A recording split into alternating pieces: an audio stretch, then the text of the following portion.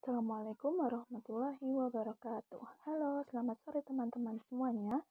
Saya Intan Ayu Wulandari dan teman saya Dita Cahya Aprilia dari kelompok 1 akan mempresentasikan materi mengenai manajemen laboratorium. Sebelumnya, saya ucapkan terima kasih kepada yang terhormat Ibu Laila selaku dosen manajemen laboratorium yang telah hadir pada perkuliahan sore kita hari ini. Dan juga terima kasih banyak untuk teman-teman semuanya yang telah hadir pada perkuliahan sore kita hari ini. Baik teman-teman semuanya, materi yang akan kita bahas adalah konsep dasar manajemen laboratorium. Adapun poin-poin pentingnya. Yang pertama ada pengertian manajemen laboratorium. Poin kedua, manajemen operasional laboratorium. Dan poin ketiga adalah rincian kegiatan dari masing-masing perangkat. Selanjutnya yang akan dipresentasikan oleh Mbak Dita.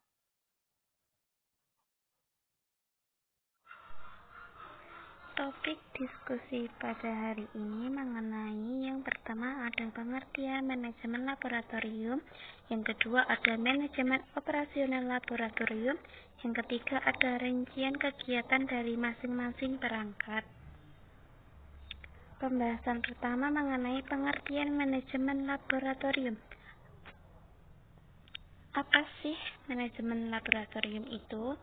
Menurut Dian pada tahun 2015, manajemen laboratorium adalah suatu usaha untuk mengelola laboratorium, di mana suatu laboratorium itu dapat dikelola dengan baik dapat ditentukan dari beberapa faktor yang saling berkaitan.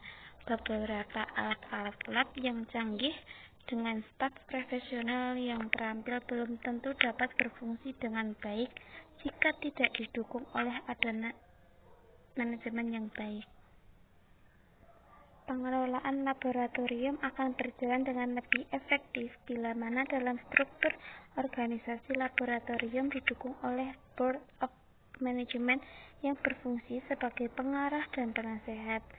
Pengelolaan laboratorium mencangkup hal satu, memelihara kelancaran penggunaan laboratorium, yang kedua menyediakan alat atau bahan yang diperlukan, yang ketiga membuat format peminjaman, yang keempat dokumentasi atau pengarsipan, yang kelima peningkatan laboratorium. Dalam manajemen laboratorium yang baik memiliki sistem organisasi yang baik, uraian kerja atau job description yang jelas, pemanfaatan fasilitas yang efektif, efisien, disiplin, dan administrasi lab yang baik. Karena pengelolaan lab yang baik merupakan sebuah tujuan utama, dalam penanganannya harus dikelola oleh kepala laboratorium yang ahli, terampil pada bidangnya, dan berdedikasi tinggi serta penuh tanggung jawab. Beberapa hal yang perlu diperhatikan manajemennya adalah sumber daya manusia, sarana dan prasarana, dan penggunaan laboratorium. Pembahasan kedua mengenai manajemen operasional laboratorium. Perangkat-perangkat manajemen laboratorium terdiri dari satu, tata ruang, yang kedua alat yang baik dan terkalibrasi, yang ketiga infrastruktur, yang keempat administrasi laboratorium, yang kelima organisasi laboratorium, yang keenam fasilitas pendanaan, yang ketujuh inventarisasi dan keamanan, yang kedelapan pengamanan laboratorium, 9 disiplin yang tinggi, ke-10 keterampilan SDM, yang ke-11 peraturan dasar, 12 penanganan masalah umum, dan yang terakhir jenis-jenis pekerjaan. Baik, saya akan melanjutkan pemaparan materi dari Mbak Dita, yaitu poin ketiga, rincian kegiatan dari masing-masing perangkat. Tadi sudah dijelaskan oleh Mbak Dita bahwa perangkat-perangkat dalam manajemen laboratorium itu ada 13, tapi dalam kelompok kami hanya akan membahas 5 perangkat manajemen laboratorium. Nah, perangkat 6 sampai 13 akan dilanjutkan oleh kelompok 2. Baik, saya lanjutkan. Rincian kegiatan dari masing-masing perangkat. Nah, di dalam laboratorium itu harus ditata dengan sedemikian rupa supaya di dalam laboratorium itu bisa berfungsi dengan baik. Dengan tata ruang yang sempurna, itu harus dimulai dari sejak perencanaan gedung sampai dalam pelaksanaan pembangunan. Nah, dalam tata ruang yang baik itu mempunyai unsur-unsur. Yang pertama, pintu masuk, pintu keluar. Itu sudah pasti ya.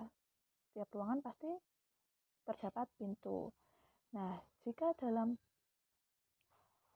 laboratorium itu memadai, biasanya pintu keluar sama pintu masuk itu dipisah, depan sama belakang. Tapi jika ruangan belum memadai, bisa pintu masuk sama keluar itu dijadikan satu. Yang ketiga, pintu darurat, emergency exit. Yang keempat, ada ruang persiapan, ruang peralatan. Ruang peralatan ini digunakan untuk alat-alat yang digunakan dalam laboratorium. Ruang penangas. Apa sih ruang penangas itu? Ruang penangas itu alat laboratorium yang terbuat dari suatu kontainer yang bisa untuk memanaskan air dengan konstan dan merata. Jadi, ruang penangas itu untuk pemanas air. Selanjutnya ada ruang penyimpanan, ruang staf, ruang teknisi, ruang bekerja, ruang istirahat, dan ruang istirahat ini juga untuk digunakan ibadah, ruang prasarana kebersihan, toilet, lemari praktikan, lemari gelas, lemari alat-alat optik, dan juga pintu jendela. Biasanya pintu jendela itu diberi kawat kaca supaya serangga atau burung-burung itu tidak bisa masuk ke dalam laboratorium. Fan itu seperti pengharum ruangan, dehumidifier itu supaya ruangannya tidak lembab. Dan juga AC. AC itu opsional hanya untuk alat-alat yang memerlukan persyaratan tertentu. Jadi bisa ada, bisa tidak. Nah, perangkat yang kedua itu alat yang berfungsi dan terkalibrasi. Terkalibrasi itu terverifikasi. Dalam pengenalan terhadap peralatan laboratorium merupakan kewajiban bagi setiap petugas laboratorium, terutama mereka yang akan mengoperasikan peralatan tersebut. Nah, dalam setiap alat yang akan dioperasikan itu harus benar-benar dalam kondisi siap untuk dipakai, bersih, berfungsi dengan baik, dan terkalibrasi.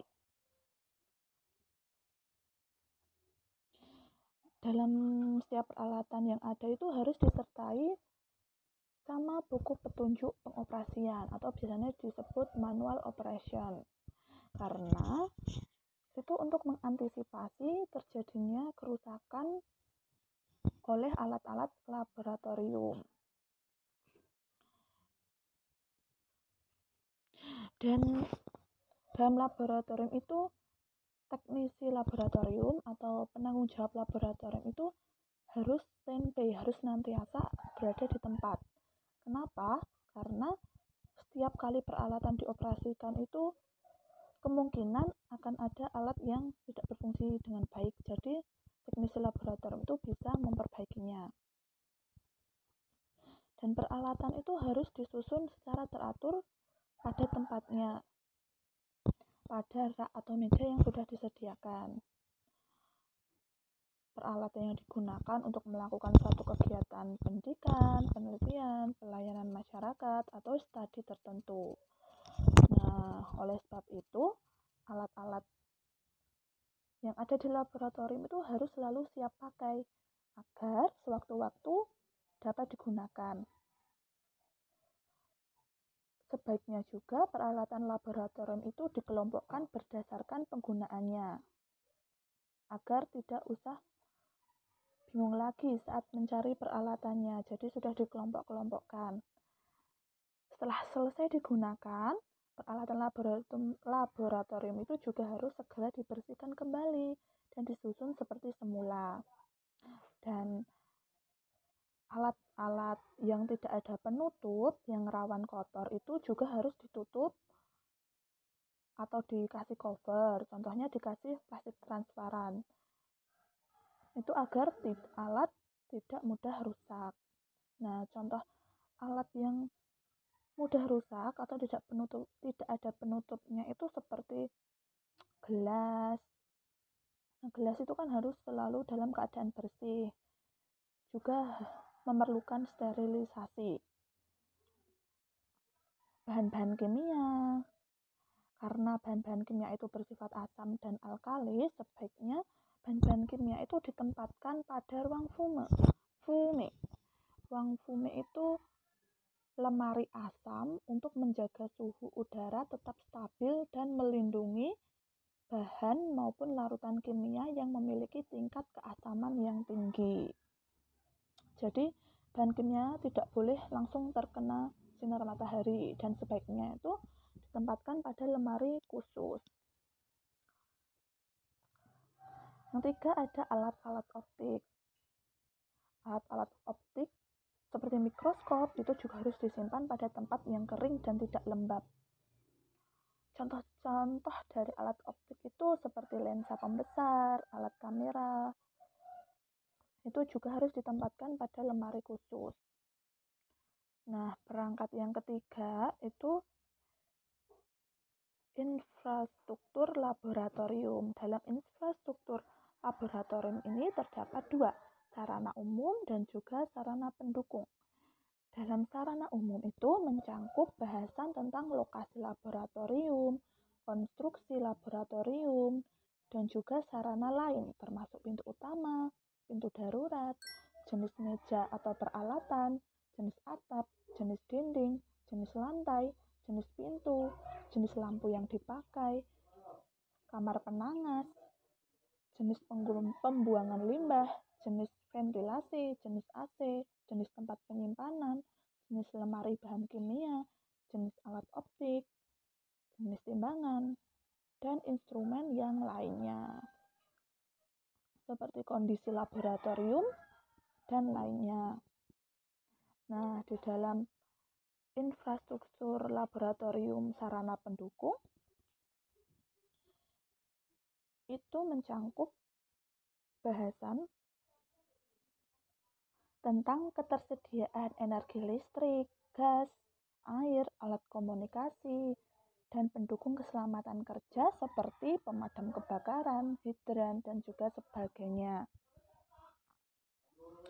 Nah, perangkat manajemen yang keempat itu ada administrasi laboratorium. Dalam administrasi laboratorium ini meliputi segala kegiatan administrasi.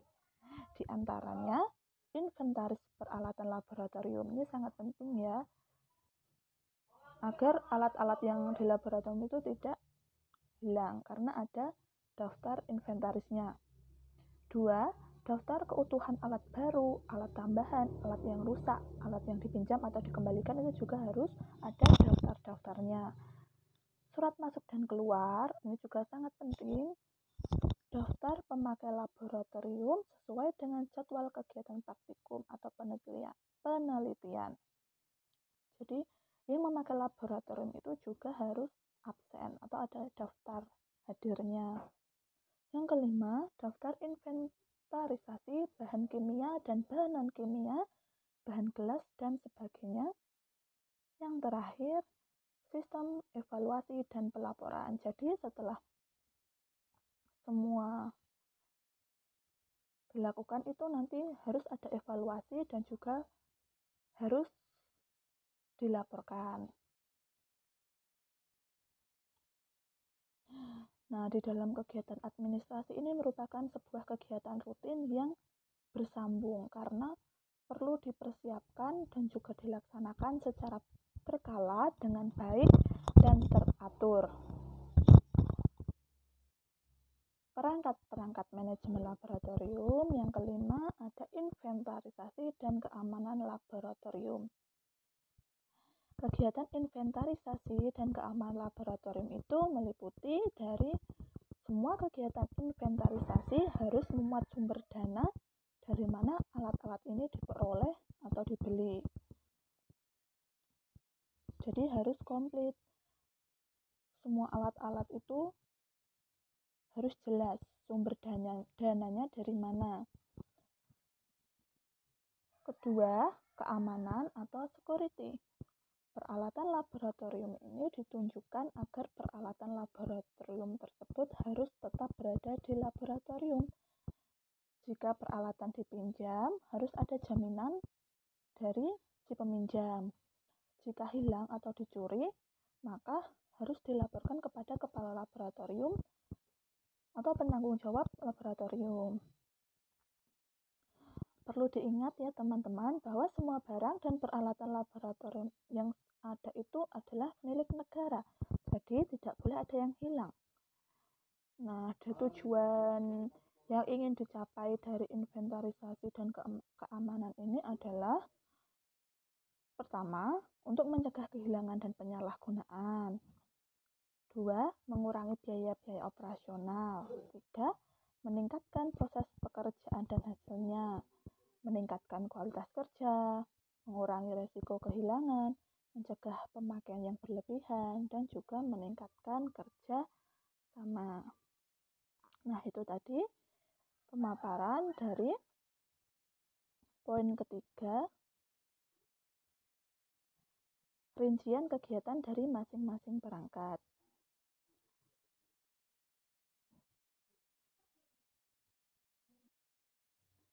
Cukup sekian presentasi dari kelompok kami. Jika ada yang ingin tanyakan, nanti bisa pada video conference yang sudah disediakan. Terima kasih. Wassalamualaikum warahmatullahi wabarakatuh.